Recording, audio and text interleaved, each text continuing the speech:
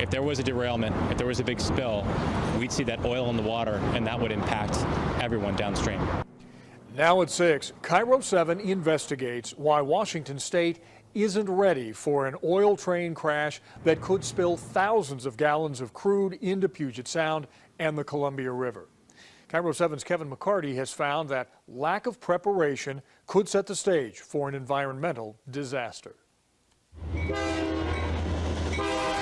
They are petroleum pipelines on wheels. Oil trains cross Washington State on tracks owned by Burlington Northern Santa Fe Railroad, moving alongside the Snake and Columbia Rivers and Puget Sound, each pulling 60 to 70,000 barrels of oil, more than 3 million gallons. If one of these trains were to derail, the tanker cars could wind up in the water, spilling thousands, even tens of thousands of gallons of oil.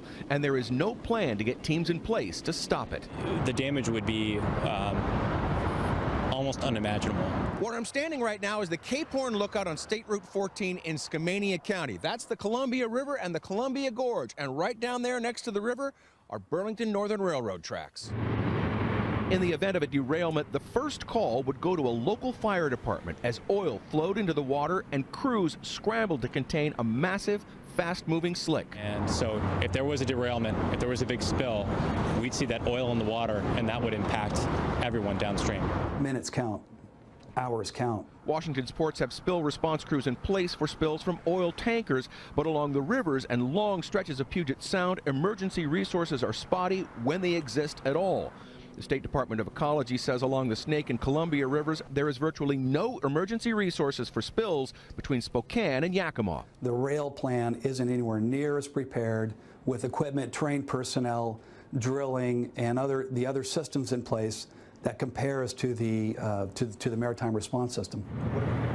As of now, Washington State sees around 1 to 2 oil trains per day, but that's going to change soon. At least 10 shipping terminals and refineries are either operating or are in the planning stages, creating an oil train boom in the Northwest. We're looking at somewhere around 15 trains per day coming into Washington State. A Burlington Northern Santa Fe spokesman says the railroad is ready for a spill. So BNSF has hazmat teams in place across our system, an aggressive team in the state of Washington. The Department of Ecology isn't so sure. Their response system is excellent at rebuilding their infrastructure and getting their rail lines open again.